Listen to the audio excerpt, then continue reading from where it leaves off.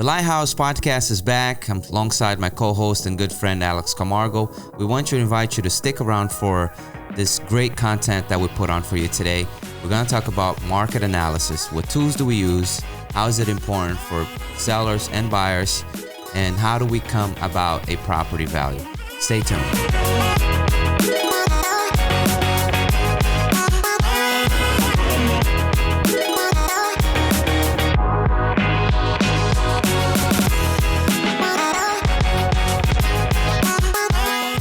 Welcome back. Before we dive right into the great content that we have for you here today, do us a favor. This helps us, this supports us on the content that we create every week here.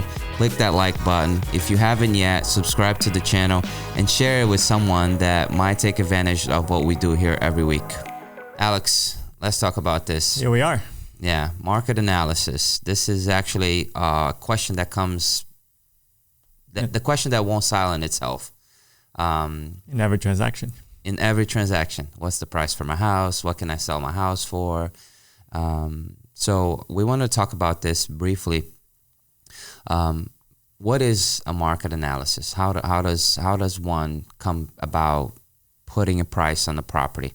Right. So market analysis is basically, we call it a CMA, right? Which is a comparative market analysis. And the key word here is comparative. We're comparing other homes to your home, or you're comparing your home or your property to other homes and try to figure out what that value is.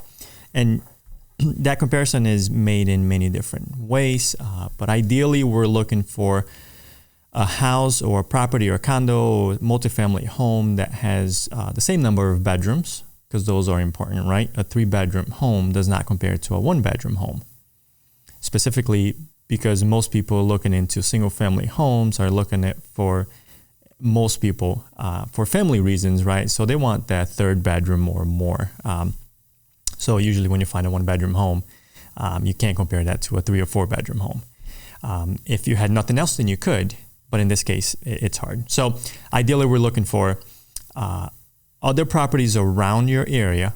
So let's say you live at 123 Main Street. We're going to go out a 1/4 mile first, and then if we can't find enough, then a 1/2 mile or 1 mile, whatever the case is. And we're looking for comparable homes to your home, and we're going to see what they sold for, right? So let's say you have a raised ranch with 3 bedrooms and about an acre. So we're going to try to look at other raised ranches. Can't really compare a raised ranch to a colonial. A colonial is usually a more desirable style. So we're looking to compare exactly what you have to something else of that nature. So we're doing that raised ranch. We're doing the same number of bedrooms. We're trying to do the same number of garages. And then we try to get close in proximity to the acreage as well. So the size of the property, right? So ideally, we want to come up with 3 or 4 properties that closed that are equivalent to yours. And we also want to know what other properties out there that are under contract that look like yours. And then we also want to know what's active, because we want to see what your competition is on the market.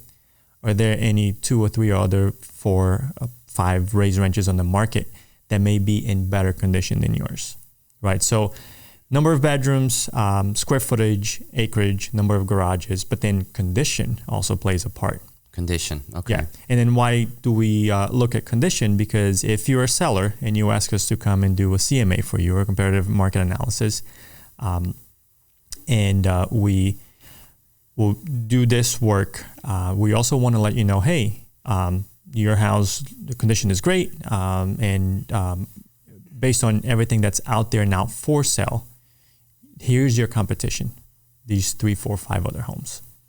Okay. Right, so we put all that information together, and then we spit out our opinion based on this data of what we can sell your house for.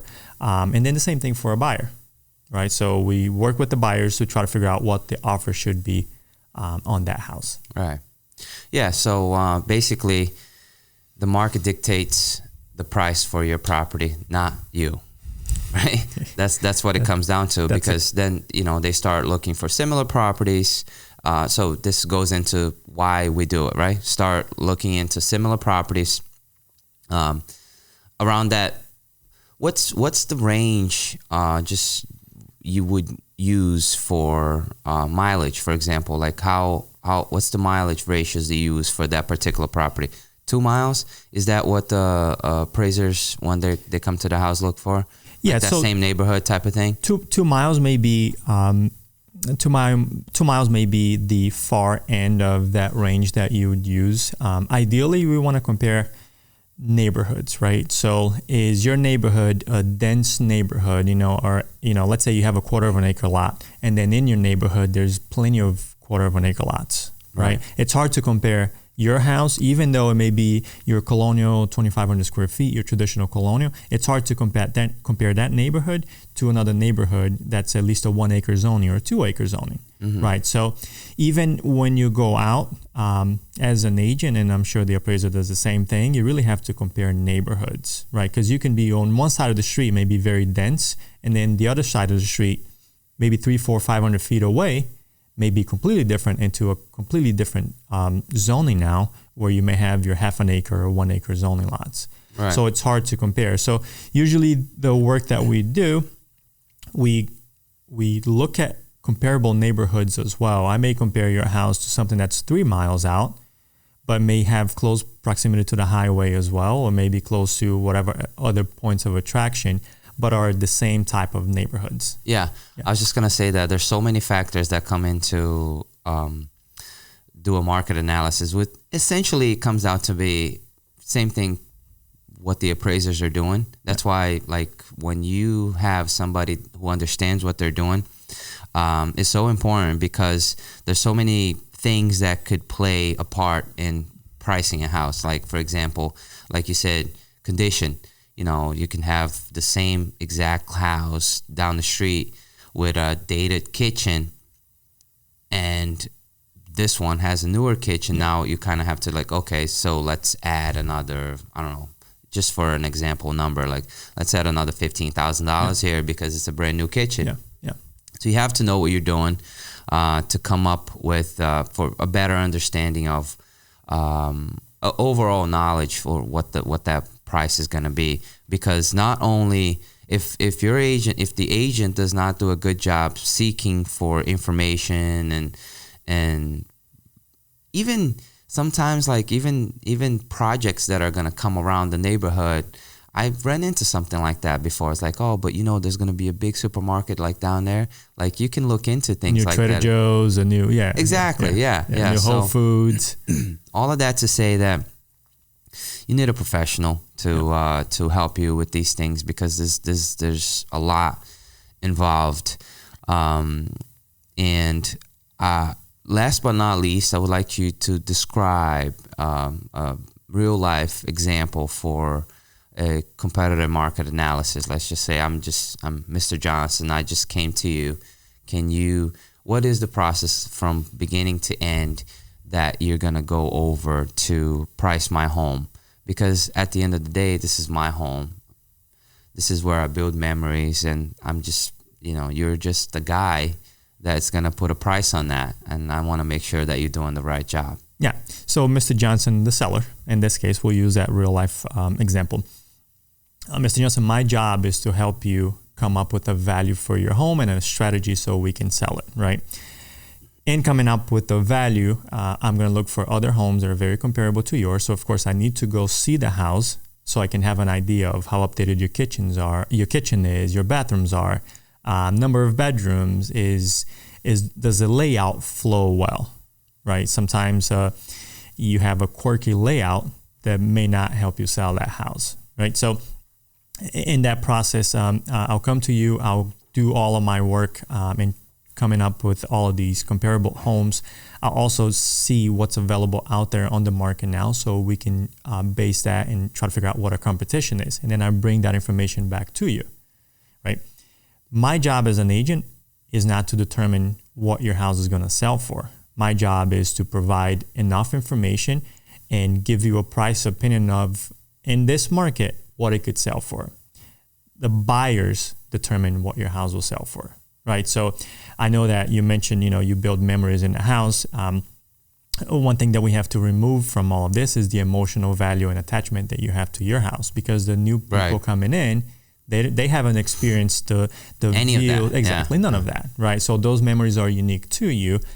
So in a lot of these cases, I have to help you filter through that process, so you're not super attached to that house and to a price that you think you can get it for or get for it, right? The buyers always determine what you're gonna get for your house. Yeah. Right. We can talk about price. We can price it $20,000, $30,000, $40,000, $50,000, $80,000, $100,000 more, just because the market has been super hot. But if not enough buyers put offers that high, because the opposite of that is we're doing the same work for the buyer. Now enter Mr. Johnson, the buyer. Mr. Johnson, you'd like to purchase this house. My job is to help you figure out what the true value of the house is. Never mind what the seller is asking for it. Right? It doesn't matter if they're asking. There's many listing strategies, right? So you can try to list it for like $20,000, $30,000, $40,000, $50,000, $100,000 more. And because you're waiting for that one unique buyer who's going to appreciate the 30 acres that you have, because the everyday buyer doesn't really care for it that much. Yeah. Right? In that case, no problem. And you have time to wait. You may sit on the market for 6 months to a year before you get that, right? But in most cases, we want to make sure that we look at your property, and as a buyer, I look at that property that's on the market. I help you analyze it. Say, hey, the other 3 ranches that are equivalent to that one sold for X. So we also have to, the one main difference between the work that we do for this comparative analysis and the work that the appraiser does, they look at everything in hindsight, right? They look at historical data. We get a feel for the market. What's happening right now. Exactly. Yeah. So because it could take big turns, just like you did absolutely. Because I remember going to homes that had 50 people not too long ago, less than a year ago, 50 people at an open house on Saturday, 50 parties at an open house on Saturday, 50 parties at an open house on Sunday, the same home. The appraisers don't have access to that, but we do because we're showing homes all the time, right? So when I go, a new house comes on the market, and then I bring my client there during the open house, and there's nobody at the open house. I also get to feel that, right? And then come back and help you, the buyer, put an offer on that house based on the data that we have, but also a little bit of a feel for the market. Yeah, and that's interesting that you mentioned that, because that also becomes a crucial job for the buyer's agent, because now he can go back to his client and be like, look, I did a market analysis in the neighborhood. The last house that sold there was for $50,000 less than this one is listed for. However, that's the only house available in that neighborhood. And from what we've been seeing, people have been overpaying just to get the property. At that point, you give them the right information, everything like that. But at least if you do your job right, you understand that, look, it's not what it's sold for. It's not what, looking at this data, but looking at everything else that is going on, a lot of people are overpaying just because of what we're living right now. Yeah. Yeah. An agent that's, I always say that a good agent lists enough homes, has enough listings, or sells enough homes, but then also represents a good number of buyers. So you can have a feel on both directions, right?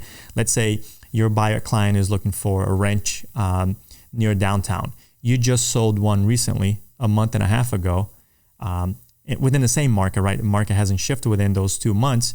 And then you remember that when you sold yours, you had 35 showings and you had 20 people at the open house, and you sold for over asking price. Now you have enough knowledge to give to your buyer to say, hey, like, I sold a ranch that was very comparable to yours, same neighborhood, less than 2 months ago, and there was a lot of activity in it. So remember, if you have 20 offers on a property, it really means that there are 19 other buyers out there looking for the same type of property. Right. So now you can tell that new buyer, hey, competition. Exactly. This is your competition right now. Right. So we get to educate our clients a lot based on that. It'll never, at least with us anyway, it'll never be, hey, Alex, here's a house. I want to go put an offer on that house, and this is what the offer should be. I'm always going to stop you on your tracks and say, I understand that's the offer that you want to put. Can I give you some knowledge, some real-time knowledge of what this market looks like?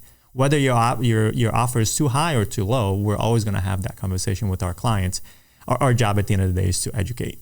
Right? On what goes on right now. So I guess there's a lot more factors that come into a market analysis, and if we were gonna go back and forth here, there's so much more to talk about, but we are gonna leave it here.